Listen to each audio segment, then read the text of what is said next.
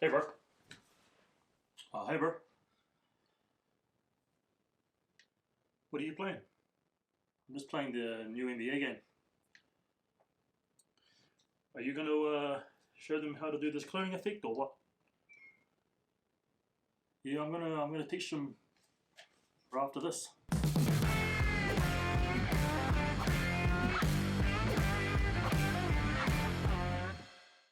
Good guys, welcome back to another video. My name is Adam Goodwillie and this is Dave over here. Today I actually cloned myself in Final Cut Pro and I'm going to be teaching you guys how to do it. So first off, you're going to need at least a good distance between each other. That way when you feather it, you're not going to get an ugly line down the middle or anything like that. So let's jump into Final Cut Pro and I'll show you the rest. Right guys, so I have just got into Final Cut Pro. I've already imported my video I'm going to be editing today. I've taken this video in one take, so I find it's the easiest way as there is a lot of camera shake if you keep changing it and stopping and starting, etc. So it's just all about trying to get your timing right for your voice. So the audio is the hardest, so I'm going to cut this first one here. So when we first come into it, we have a look, see where we're going and see where we're at. See when I talk and see when I walk off. So first off, I'm going to go up to where I walk off there. So I'm going to come back a little bit, still playing a video game, looking at the screen. There will do. So we push B, make a cut. Push P. Actually, you don't even need to push P right now. Push B, go all the way across, and see when I come in again. So I come in right about there, so I'm going to cut it there. So push B, click, boom, push P, click the whole clip, push delete, boom, she gone. Then we're going to bring over here, because I played a video game for way too long before I talk, so I'm going to cut that, say, here, push P, oh, my phone's going off, cancel that, cool. Now what we're going to do is we're going to click the second video, drag it on top of the other one, boom, we've got two clips together. So if we bring this opacity down to, you can start seeing each other.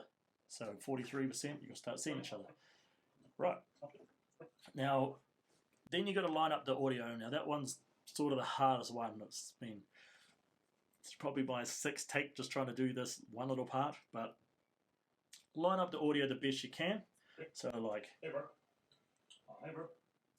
So when they're saying hi to each other, and then they go into more conversation. So you just got to line up the audio with that.